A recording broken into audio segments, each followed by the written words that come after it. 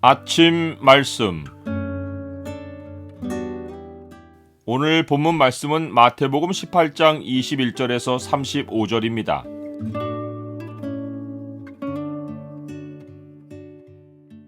형제의 죄를 용서하는 것은 나의 영생이 걸린 문제이다. 오늘 본문을 경고의 창으로 보면 마음으로부터 형제를 용서하지 않으면 어떤 결과를 당하는지가 보입니다. 경고의 창을 보여주는 구절은 18장 34절과 35절입니다. 주인이 노하여 그 빚을 다 갚도록 그를 옥졸들에게 넘기니라. 너희가 각각 마음으로부터 형제를 용서하지 아니하면 나의 하늘 아버지께서도 너희에게 이와 같이 하시리라. 어제 본문에서 예수님은 실족하는 일을 죄를 범하는 것으로 설명하셨습니다.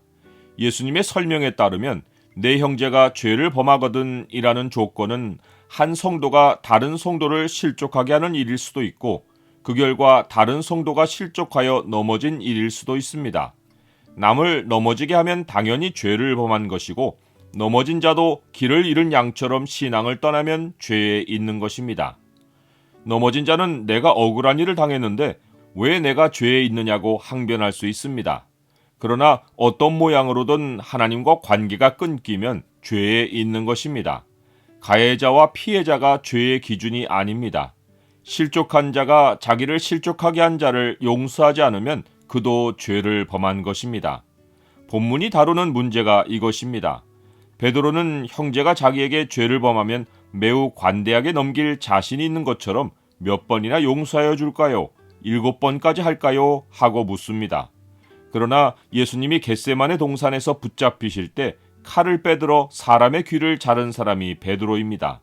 이런 성품으로 억울한 일을 당하면 용서란 단어가 머리에 떠오르기나 하겠습니까? 용서의 수를 헤아린다는 것이 용서할 준비가 안 되어 있는 것입니다. 용서의 수를 헤아리면 분노의 수치도 함께 올라갑니다. 용서를 한 번 더 해줄 때마다 언제 폭발할지 모르는 노여움이 마음에 점점 쌓이는 것입니다.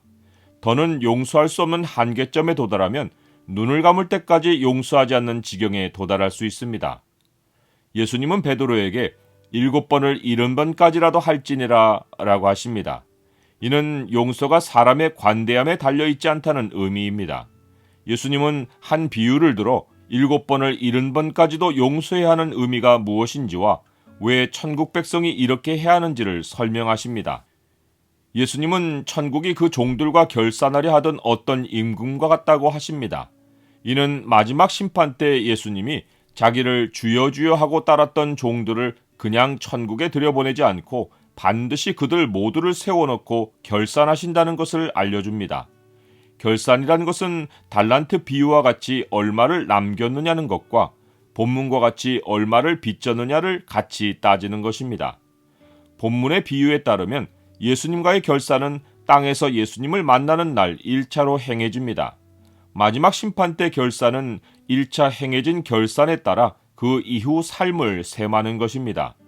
그리스도인은 한 사람의 예외 없이 예수님을 만날 때 10,000달란트 빚진 자였습니다. 1달란트는 노동자 한 사람의 20년 품삯입니다. 연봉이 3천만 원이면 1달란트는 6억 원입니다. 그런데 10,000달란트이니 6조 원입니다. 10,000달란트 빚진 자 하나를 임금 앞에 데려오니 그가 하는 말이 내게 참으소서 다 갚으리이다 입니다. 이것은 제정신이 아닌 소리입니다. 어떻게 6조 원의 빚을 다 갚는다는 것입니까? 우리가 하나님께 용서를 구할 때 다 이런 정신없는 소리를 하고 죄사함을 받았습니다.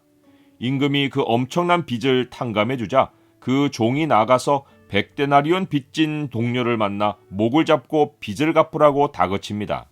100데나리온은 100일의 품삯으로 1,000만 원 정도입니다. 그 동료가 나에게 참아주소서 갚으리다 라고 한 것은 진정성 있는 요청입니다. 그러나 허락하지 않고 옥에 가두어 버립니다. 다른 동료들이 그것을 몹시 딱하게 여겨 주인에게 가서 그 일을 다 알립니다. 이것이 앞에서 예수님이 말씀하신 천국 열쇠를 가진 교회의 기도입니다. 진실로 너희에게 이르노니 무엇이든지 너희가 땅에서 매면 하늘에서도 매일 것이요 무엇이든지 땅에서 풀면 하늘에서도 풀리리라. 용서가 없는 사람을 놓고 교회가 기도하면 교회의 말이 하나님께 전달되어 하나님이 악한 종을 다루십니다. 주인이 노하여 그 빚을 다 갚도록 그를 옥졸들에게 넘기니라. 한때 형제였던 사람이 다시 10,000달란트 빚진 이방인과 세리처럼 되어 결국은 영벌을 받는 것입니다. 나를 실족하게 한 형제자매를 혹시 마음으로 용서하지 않고 있습니까?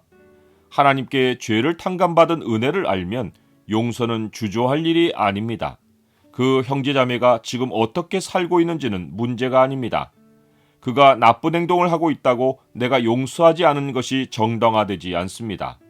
용서는 죄를 범한 사람의 변화만큼 하는 것이 아닙니다. 죄를 범한 사람이 받을 형벌을 생각하기 전에 용서는 나의 영생이 걸린 문제임을 기억해야 합니다. 너희가 각각 마음으로부터 형제를 용서하지 아니하면 나의 하늘아버지께서도 너희에게 이와 같이 하시리라.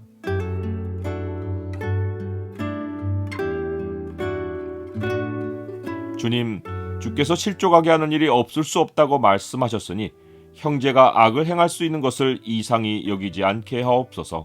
그런 일을 당할 때 주께 탕감받은 저의 죄를 생각하고 주의 은혜를 기억하여 마음으로 용서하게 하옵소서. 예수 그리스도의 이름으로 기도드립니다. 아멘.